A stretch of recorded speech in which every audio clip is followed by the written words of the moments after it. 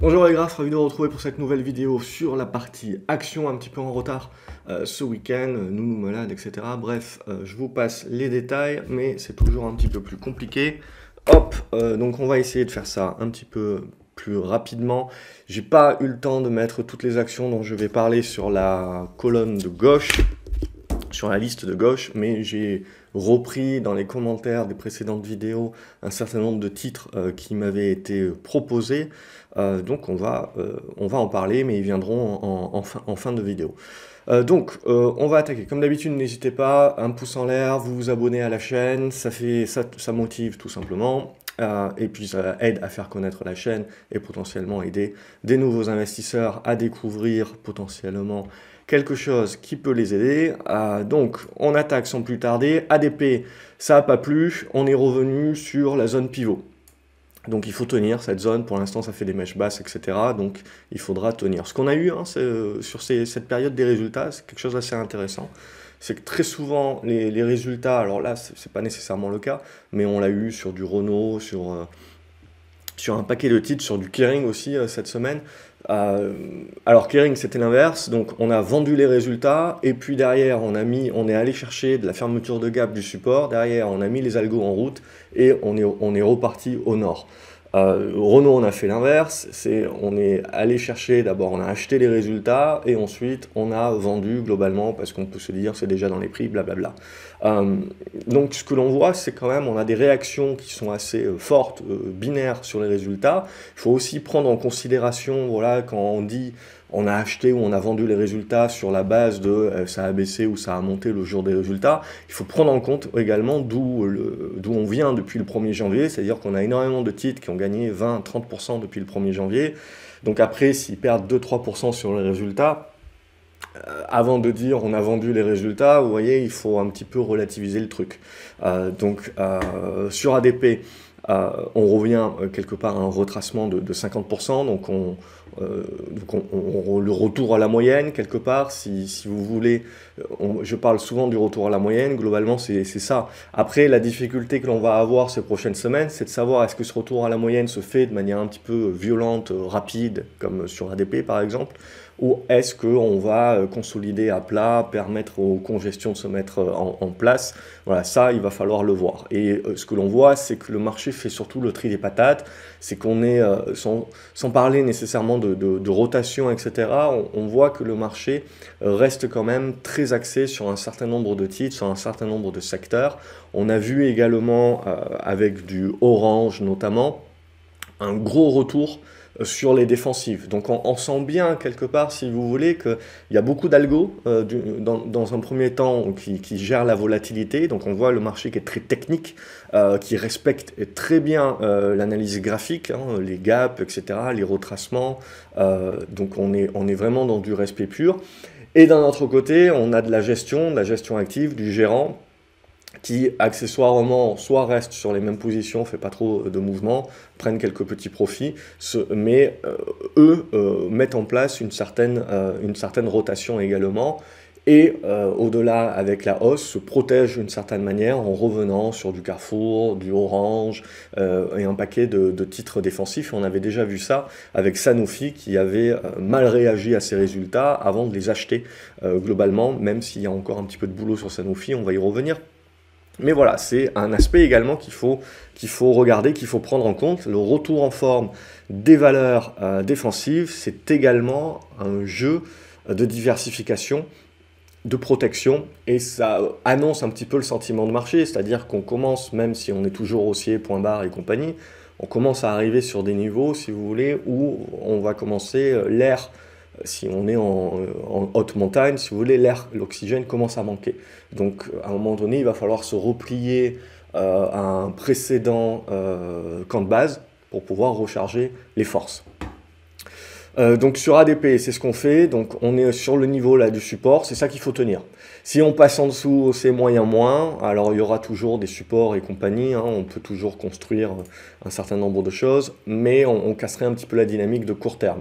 De toute manière, ADP, on rejouera le scénario et la relance haussière si on est dans l'incapacité de repasser au-dessus des 140 euros. Air France, les résultats ont été achetés, les résultats sont très bons, donc comme quoi c'est pas mal de faire venir un mec de l'industrie, de l'extérieur, plutôt qu'un énarque, c'est dit.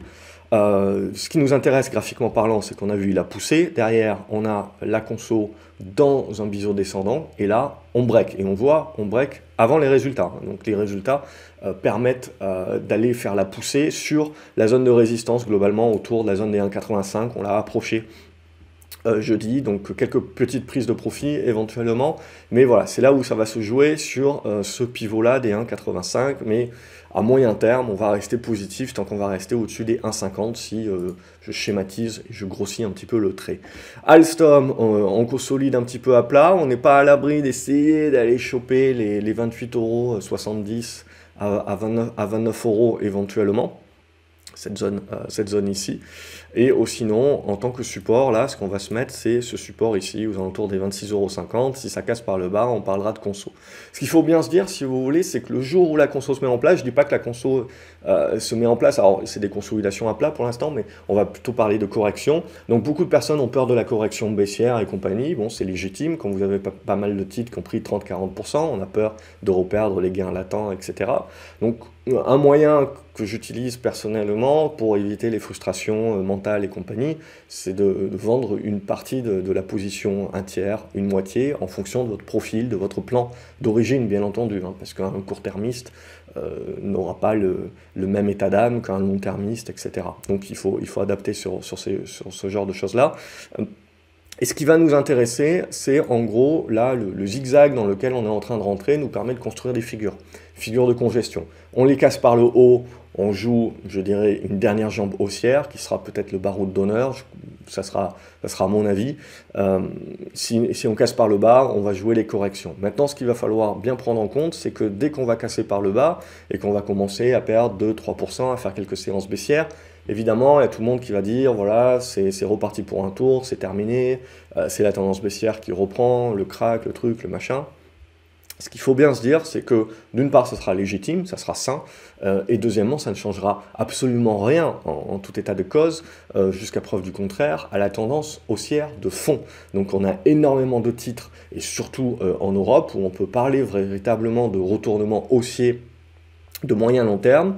Donc là, tout ce qu'on ferait, si on vient à corriger, c'est de refaire un retour à la moyenne et de revenir sur les zones anciennement en résistance, et qui devraient servir de support. Et si tel est le cas, on continuera donc de valider qu'on a juste un mouvement correctif dans une tendance qui reste haussière. Donc sur Alstom, pour moi, le gros morceau, il va être sur cette zone des 25 €. Et tant qu'on va rester au-dessus, je parlerai de correction, mais je ne parlerai pas de retournement baissier. Donc il faut éventuellement s'attendre plus, si vous voulez, à des constructions avec potentiellement une certaine volatilité, oui, mais qui vont construire sur un certain temps. Je vois que j'avais pas la bonne liste, bon, c'est pas bien grave, donc j'ai fait quelques titres, mais on va attaquer. Là aussi, bon, je vois que j'ai les titres qui se sont rajoutés, mais qui sont pas les bons, c'est pas grave. Alibaba, donc la Chine, avec l'histoire des ballons, etc., recommence à faire un petit peu peur. On voit que ça se désinvestit pas mal, désinvestit pas mal parce que les supports tiennent pas. Donc ils tiennent très légèrement et on les enfonce rapidement. Donc là, Alibaba, on voit qu'on est passé... Hop, pardon. On va y arriver ce matin. Donc on voit Alibaba qui casse un petit peu les supports. Ce qui va nous intéresser, c'est la zone de gap. Potentiellement, je ne pense pas qu'on la refermera entièrement, mais on peut se dire la moitié du gap, ça peut être un support intéressant pour jouer du rebond. Mais là aussi, voilà, on est dans un élément correctif, retour à la moyenne, c'est normal. De là où on vient, il faut reprendre un petit peu le souffle et il va falloir construire la suite. Et donc ce qu'il faut bien se dire, c'est que cette construction, elle peut durer, elle peut prendre du temps. Et pendant ce temps-là, c'est essentiellement un marché de trader parce qu'on joue les zigzags et l'investisseur, si vous voulez, il attend essentiellement que les figures se construisent ou qu'on recasse des résistances pour relancer le schmilblick. Sur Amundi, ça va être la même idée, ça reste haussier, mais voilà, petit à petit, on commence à construire les figures. Et voilà, il faut s'attendre un petit peu à de la conso jusqu'à ce qu'éventuellement on casse par le haut.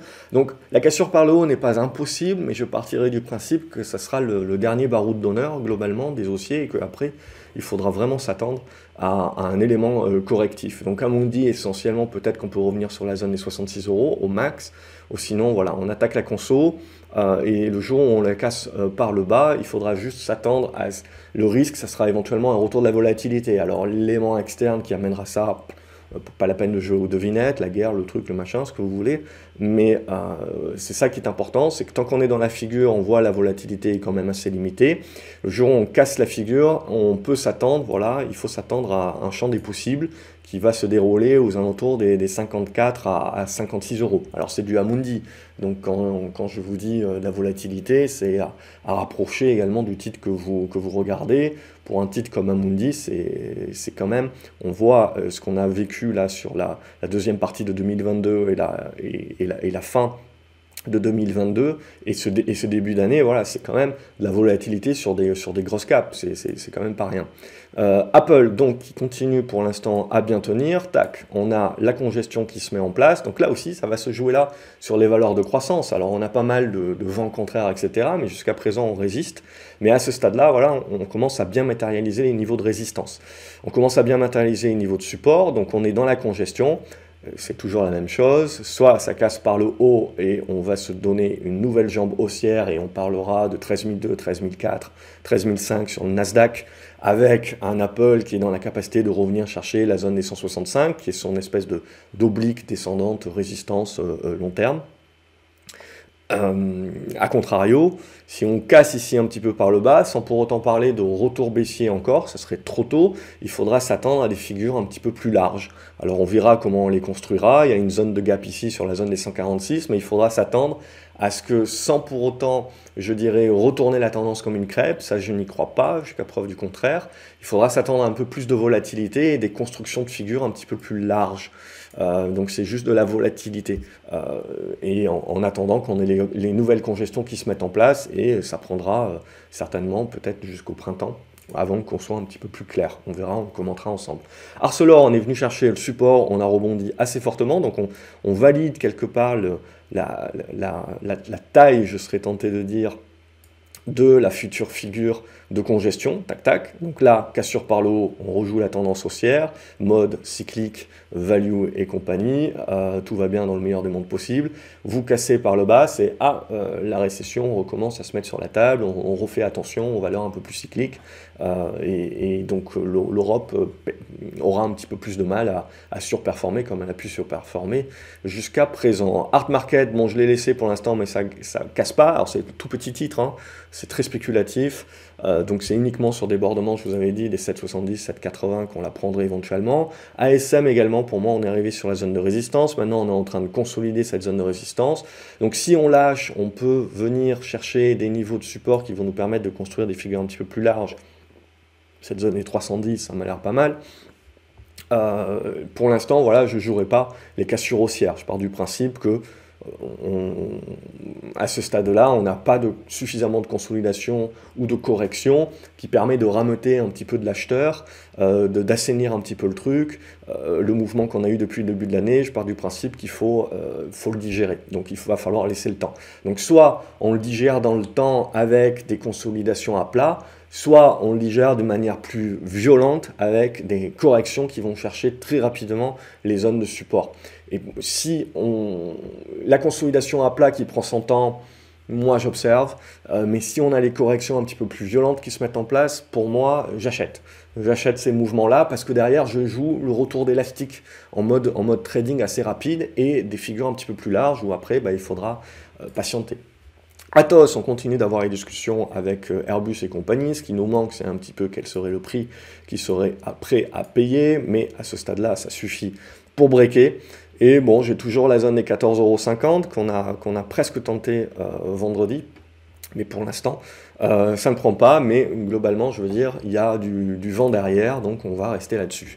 Big Ben, pour l'instant aussi, on a toujours du mal, mais c'est toujours le niveau des 6,60 qu'il faut casser pour donner un signal de stabilisation. Blue Apron, c'est spéculatif, j'en avais parlé la semaine dernière ou il y a 2 semaines, c'était juste pour jouer ce mouvement-là, on l'a joué, c'est fait, donc après, moi, je laisse tomber. Ce genre de titre spéculatif US, c'est juste pour jouer le mouvement, et à partir du moment où derrière la config ne tient pas, on lâche, c'est du pump and dump, et on le joue comme ça, ce qui impose également un profil spécifique là-dessus. CGG est en train de consolider, de reprendre son souffle, rien de bien méchant. Je pars du principe là aussi que si à un moment donné on va chercher un petit peu bas, trop fort, pour moi ça s'achète. Sinon on laisse la construction prendre son temps, nous donner les niveaux qui vont l'intéresser.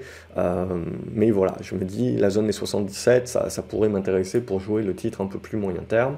Au niveau de Claranova, comme je vous avais dit la semaine dernière, pour moi, c'est moche. Le titre n'a jamais donné de rebond alors qu'on était dans une bonne période. Donc c'est très très moche. Donc je laisse carrément tomber. Je ne joue même pas les rebonds techniques ou quoi que ce soit.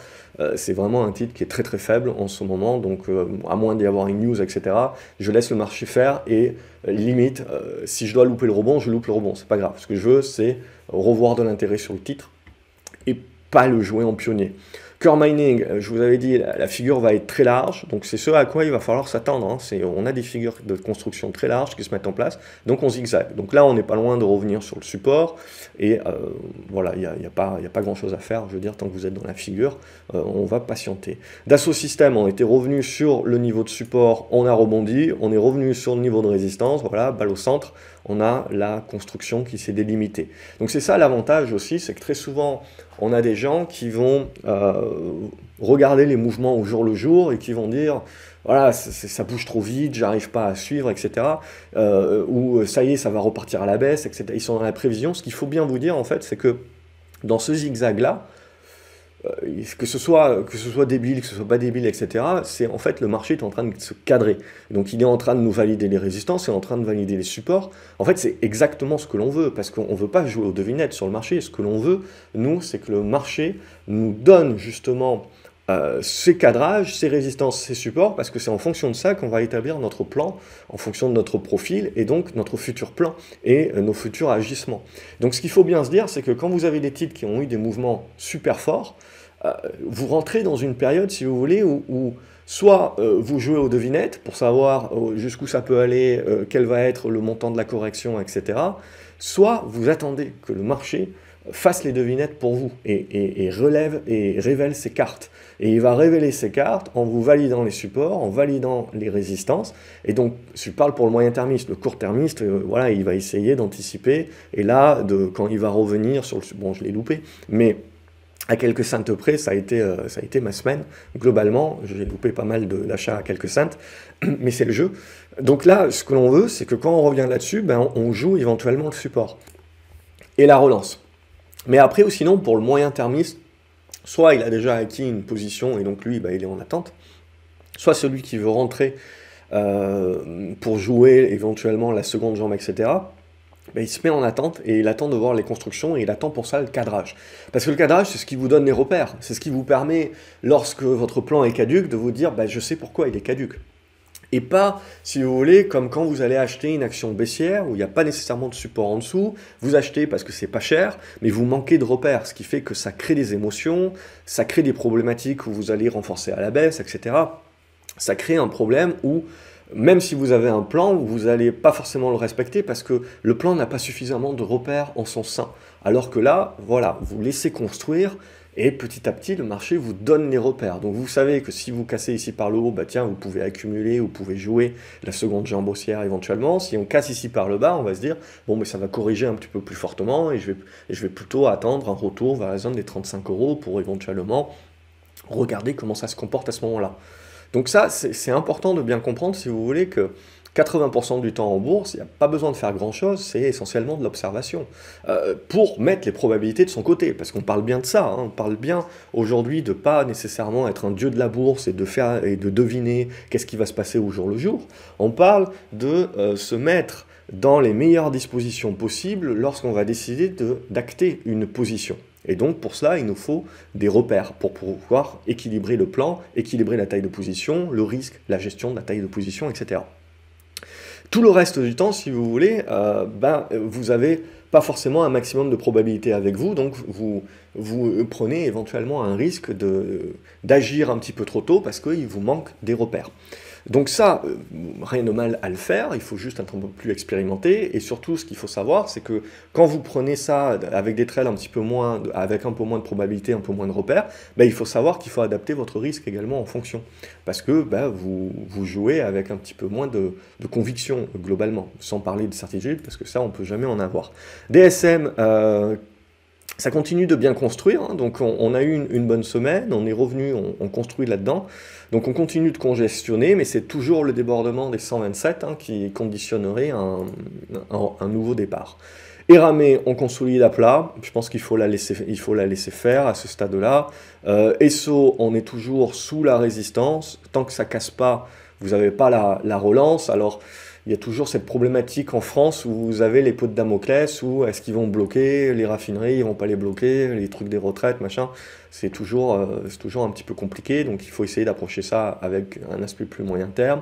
Eurofin, scientifique, ça reste dans la construction à ce stade-là.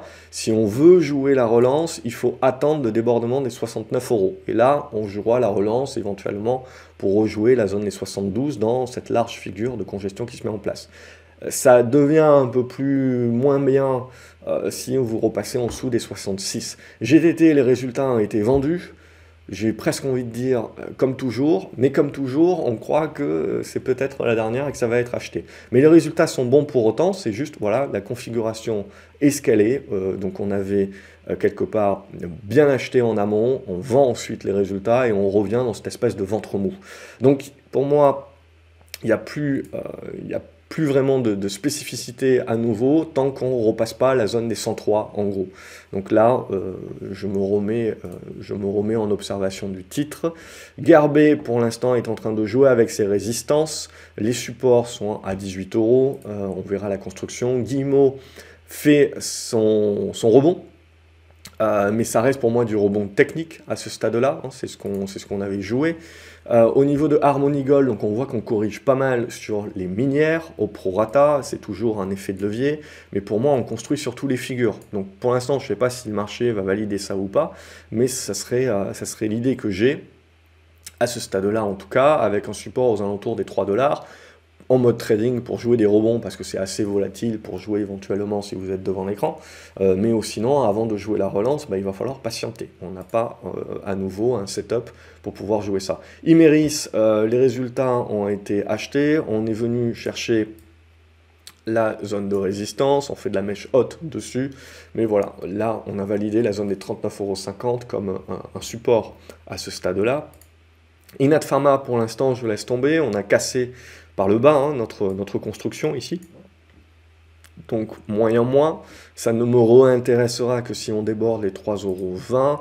Nvitae, ça c'était de la spécu US, pour moi c'était terminé aussi, alors j'ai pas mis à jour la liste, mais c'est pour vous faire un suivi, c'était déjà terminé la semaine dernière, mais là on confirme qu'on en a terminé. Si la spéculation veut reprendre, etc., ce que je veux voir c'est des trucs comme ça, et là ça va m'intéresser à nouveau, mais ça je le joue pas. C'est trop aléatoire sur un petit titre, etc.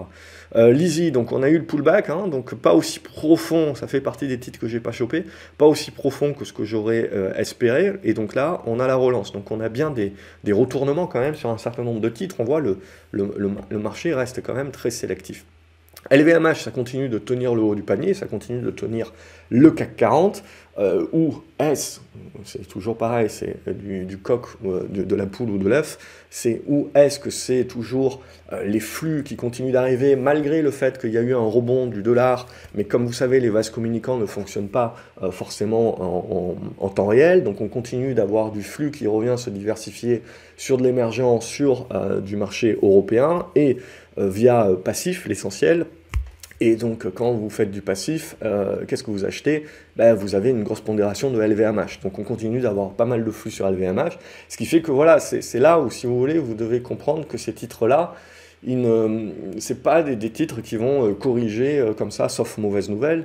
Mais ce qu'il faut bien vous dire, c'est qu'à un moment donné ou à un autre, lorsque réellement les acheteurs se seront fatigués, que les flux se seront fatigués, c'est là que vous aurez le risque, c'est de penser qu'un LVMH, c'est super solide, et donc ça ne peut pas réagir avec de la volatilité.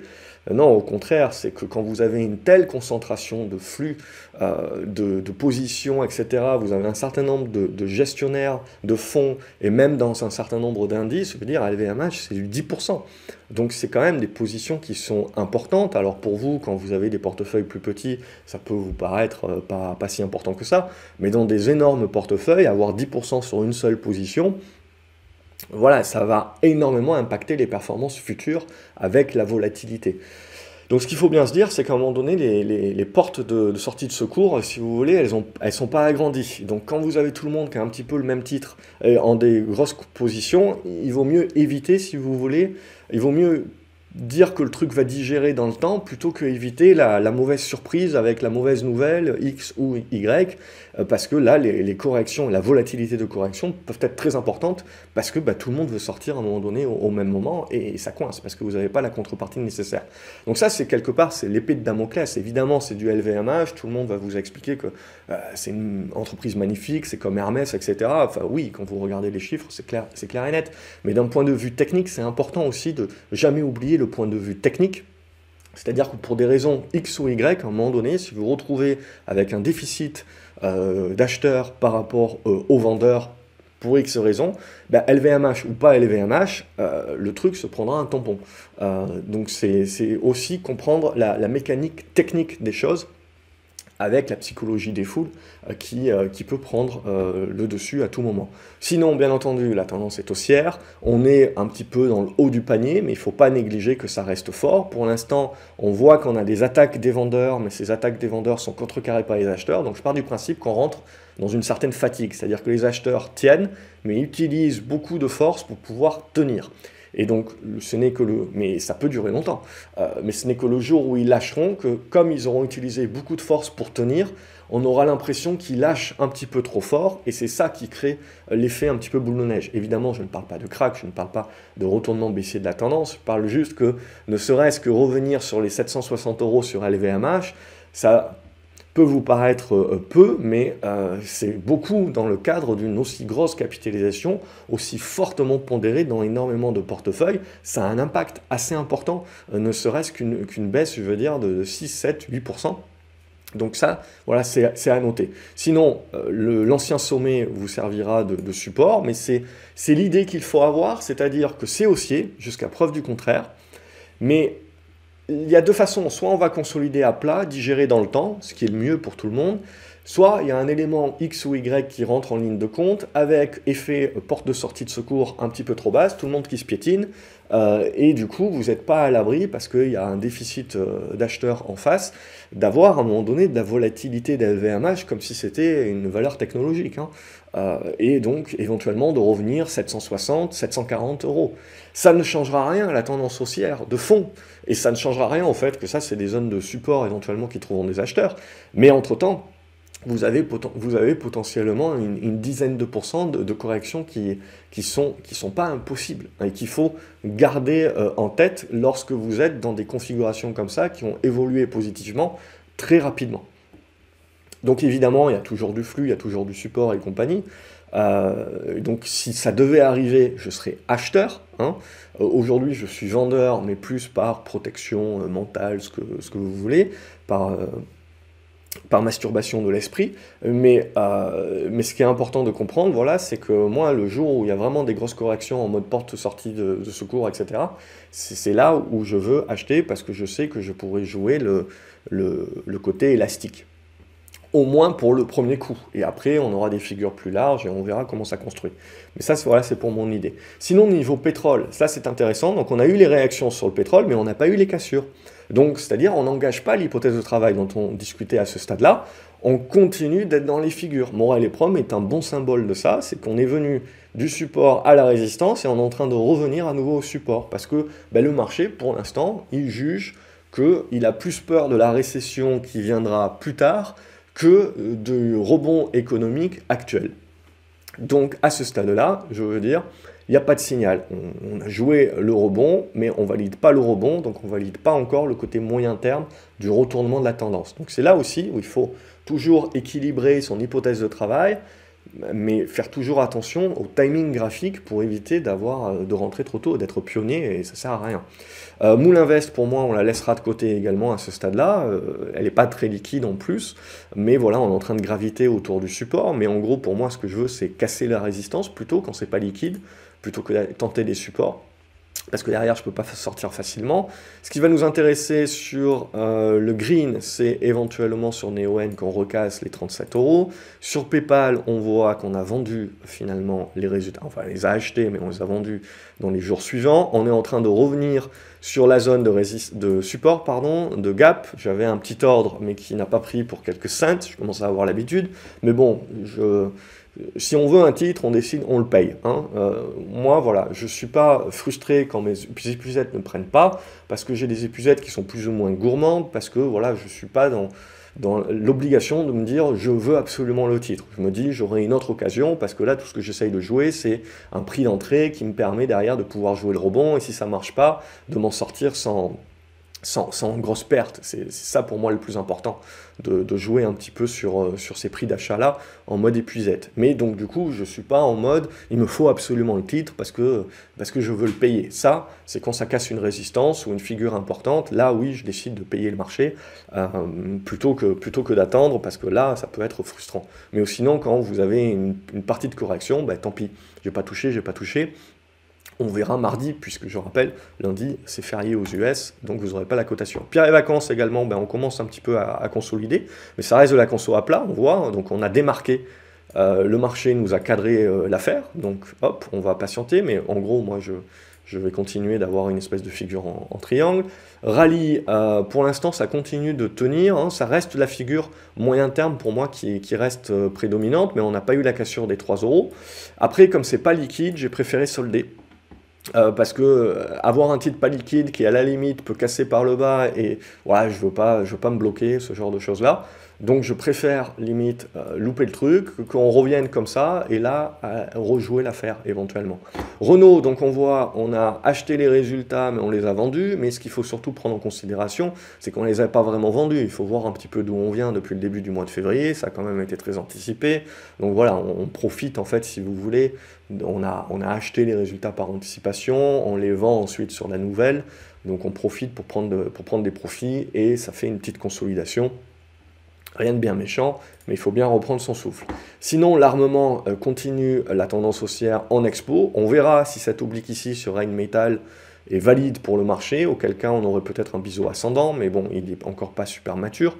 Mais sinon, rien à dire, hein, c'est haussier, c'est pas que sur Rheinmetall, sur Thales, sur Leonardo, sur bref, tout l'armement, c'est assez haussier, ce qui n'est pas forcément très positif sur le fait que le marché, bon, d'une part, anticipe, oui, les contrats à long terme du réarmement européen, mais surtout, éventuellement, sur une nouvelle escalade du conflit en Ukraine.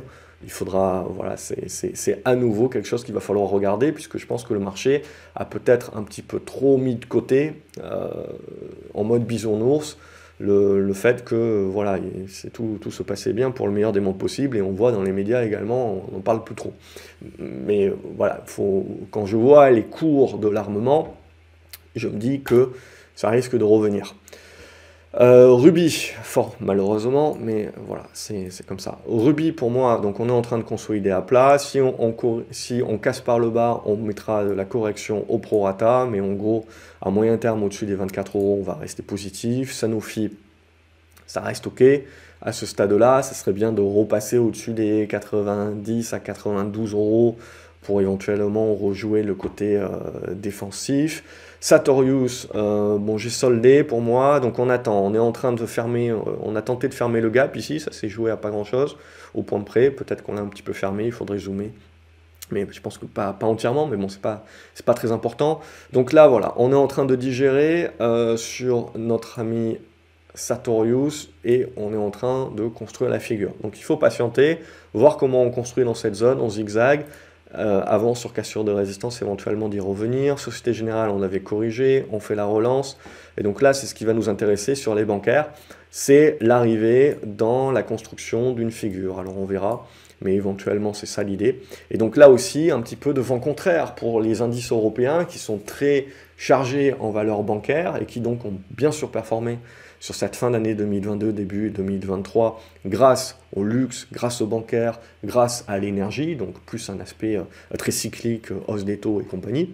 Mais là, éventuellement, alors même si ça reste des tendances haussières, hein, indéniablement, mais peut-être qu'on va commencer à arriver sur des niveaux de résistance qui vont nous faire un petit peu de la conso. Donc on va peut-être un petit peu rentrer dans de la digestion. Stellantis, sinon, également, c'est haussier. J'ai oublié de le dire, mais on est bien revenu sur l'automobile. Bon, ça, c'est typiquement, c'est l'immobilier, l'automobile qui sont les premiers trucs à souffrir quand on se dit qu'on va vers une récession, mais qui sont les premiers trucs à remonter quand on se dit, bah tiens, on n'a pas eu de récession, finalement, on a un soft landing ou une bonne tenue de l'économie. Donc, je reviens en premier lieu chercher de l'automobile et de l'immobilier. La raison pour ça, c'est simple, c'est que c'est des choses qui sont plus ou moins chères, pour lesquelles on a besoin de crédit, etc. Donc c'est les premiers trucs qui sont coupés globalement quand ça va pas, et quand ça va un petit peu mieux, les premiers trucs où on se relâche un petit peu. Évidemment, ça ne veut pas dire que ce sera une tendance de fond, hein, c'est de la sous-vague. Donc après, il va falloir voir étape par étape.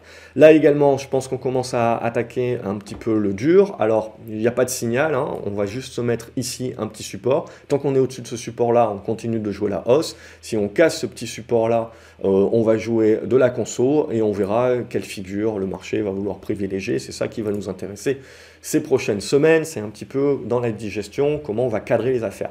Stonco, c'est pas bon, hein, on l'avait déjà dit, donc ça a corrigé, on a fait du petit rebond, mais qui bloque sous résistance, hein, tac, sous les 10,20 €, et on est en train de repartir vers le sud, chercher le support oblique. Pour l'instant, on garde la figure moyen terme, et je veux dire, ça sert à rien de trop l'anticiper, parce que on peut rester coincé là-dedans pendant un long moment, et puis surtout, sous les 10,20 €, on est dans le bas de la figure. Ça, j'aime moyen. Téléperformance, on a bloqué sur une zone de résistance, on consolide, on trouve un petit peu des acheteurs, mais là aussi, éventuellement, on est en train de cadrer la future figure qui nous intéressera. Total énergie, même chose, on bloque sous résistance, on est en train de revenir sur la moyenne, donc en fait, on a cadré ce qui va nous occuper ces prochaines semaines. Trigano, c'est la même idée, on est en train de cadrer, je pense. Alors on peut le tracer de différentes manières, peu importe. Mais ça reste toujours haussier, mais voilà, petit à petit on cadre, on sent que oui, alors on peut peut-être aller chercher encore un petit peu de potentiel haussier. Mais maintenant c'est en ratio gain-risque, c'est quel est le risque que je suis prêt à prendre pour aller gratter encore 3-4%, avec le risque éventuellement que ça casse par le bas et que donc on corrige. Peut-être pas à plat, alors à plat c'est dans le meilleur scénario possible, mais comme je vous ai dit, il ne faut pas négliger que pour une raison X ou Y, le marché a cette capacité de corriger peut-être un peu plus violemment, sans pour autant remettre en cause les tendances haussières de fond, mais comme on est monté très rapidement, on n'a pas forcément pris le temps de construire des zones de support et de pivot, ce qui fait qu'on peut creuser beaucoup plus rapidement aussi. Donc ça, il ne faut pas le négliger, c'est la volatilité.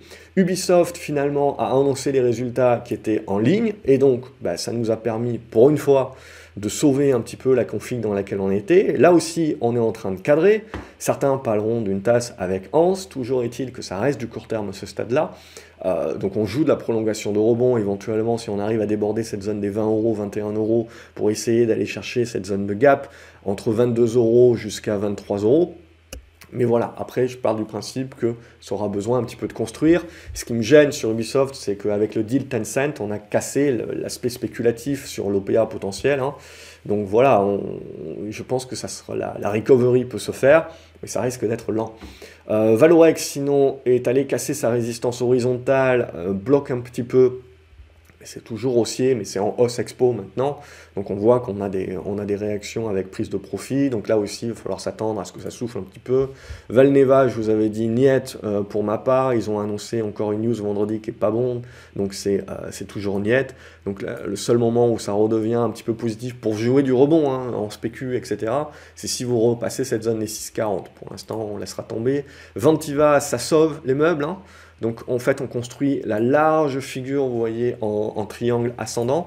Donc en gros ça n'intéresse pas la majorité des gens jusqu'à ce que ça break par le haut. Ce qu'il va falloir, là pour l'instant on est revenu en mode rebond sur la médiane. Ce qu'il va falloir c'est repasser au-dessus de cette médiane, naviguer dans le haut de la figure et là on pourra essayer de commencer à anticiper le break.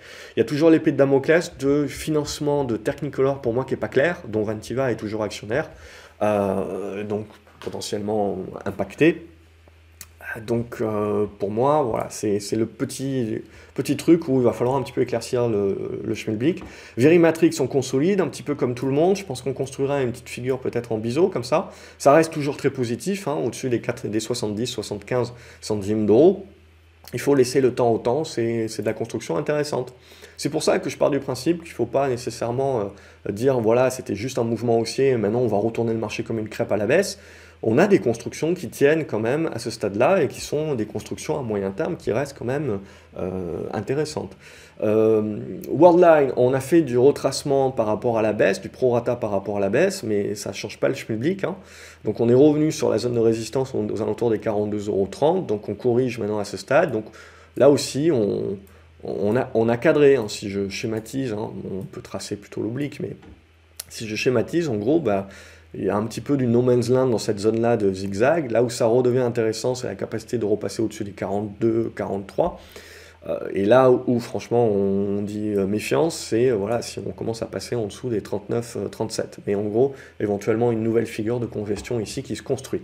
Avant de finir la vidéo, on va regarder quelques actions que vous m'aviez proposées dans les commentaires la dernière fois. Il y a S30. J'ai pris une position vendredi en pensant au break, mais ça n'a pas fonctionné. Donc ce qui va nous intéresser sur S30, c'est la capacité de passer des 2,35 à 2,43 pour essayer de rejouer le haut ici de la figure. A contrario, si on casse la moyenne mobile 20 par le bas, il faudra se projeter sur une figure probablement en biseau, si on la construit schématiquement comme ça, et un support aux alentours des 2,10, hein, ça m'irait bien. Bon, il ne faut pas négliger qu'il y a un gap ici, si jamais il y a un retour de volatilité. Mais ça fait partie des constructions qui me paraissent OK.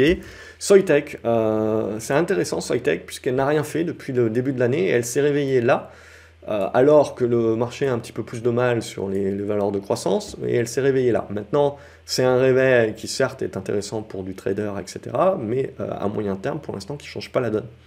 Donc il va falloir pousser un petit peu plus peut-être sur la zone des 148, consolider, créer la congestion ici, et là éventuellement on jouera le retournement. Pour l'instant c'est encore un petit peu tôt.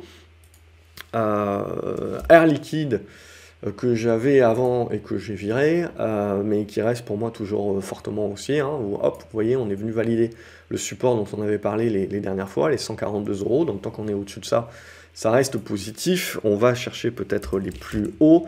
Orange également, que j'avais loupé la fois dernière, mais donc qui symbolise bien le retour sur les valeurs défensives, hein, tac, donc on avait une bonne congestion ici, le break, et maintenant, potentiellement, voilà, la construction de la plus large figure. Donc on arrive sur la résistance oblique ici, peut-être un petit peu de conso, mais le retournement haussier de moyen long terme qui est acté, et donc sur de la volatilité à la baisse, c'est des choses qui peuvent être achetées et accumulées.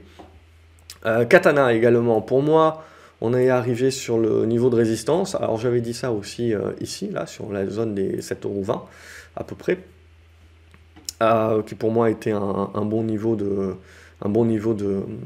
prise de profit, et après on a consolidé et on a relancé le boost. Donc là on est en train d'arriver sur une zone un petit peu costaud, et c'est là où ça va être intéressant, hein, parce que Katana, ok, les carnets de commandes, tout ce que vous voulez, mais ce qui va être intéressant, c'est comment se projette le marché. Donc là, quelque part, on est revenu sur ce marché-là en mode, ben, on n'a pas la récession, donc on a du carnet de commandes, on a une visibilité, et comme on n'a pas de récession, ben, on ne va pas avoir d'annulation, et puis peut-être un peu plus de commandes, ce genre de choses-là. Donc la plaisance se porte bien, Beneteau se porte bien et compagnie, Fouten Pajot pareil.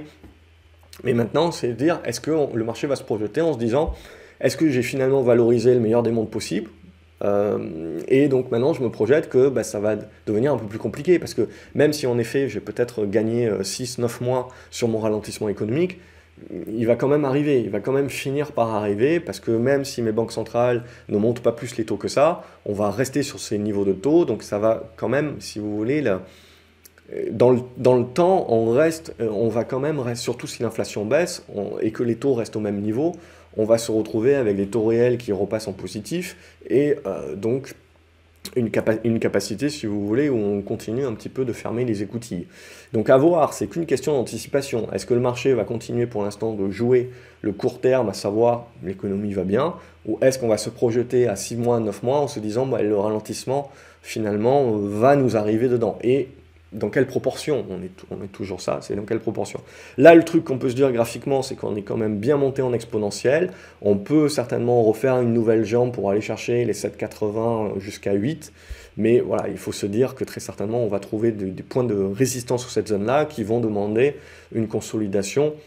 Pas nécessairement, voilà, je ne pense pas aux inversements de tendance, mais une consolidation peut-être qui va prendre plus de temps.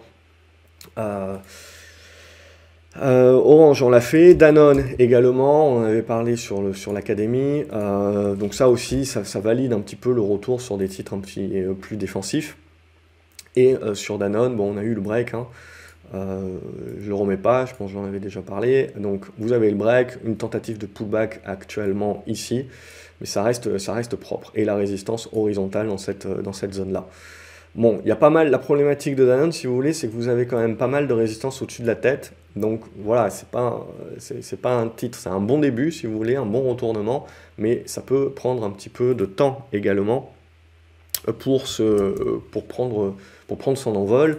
En tout cas, c'est dans les bonnes dispositions. Et Saint-Gobain, bon, j'ai envie de me le voir en diamant, mais bon, c'est encore bien anticipé et bien tiré par les cheveux à ce stade, mais voilà, on a une figure un petit peu de top là-dessus, hein.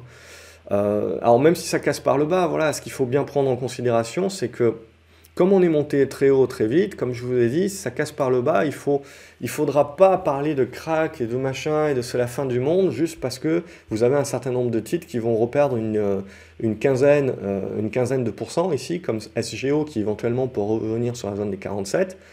Mais voilà, il faudra prendre en considération, si vous voulez, que vous venez de 35. Donc il faudra retracer le mouvement. Et pour moi, ce sera que du retracement, que du retour à la moyenne, et absolument pas une remise en cause de la tendance haussière de moyen terme. C'est juste qu'à un moment donné ou à un autre, si le marché veut décider de faire autre chose qu'une consolidation à plat et corriger de manière plus intense, ben, il peut le faire, il a le droit de le faire, et ça ne changera pas le schmilblick. Par contre, ce qui sera intéressant, c'est que pour les retardataires, etc., ça ouvre éventuellement une porte d'entrée, qui est plus intéressante que si on fait juste de la conso à plat en attendant que tout remonte et que tout re-squeeze.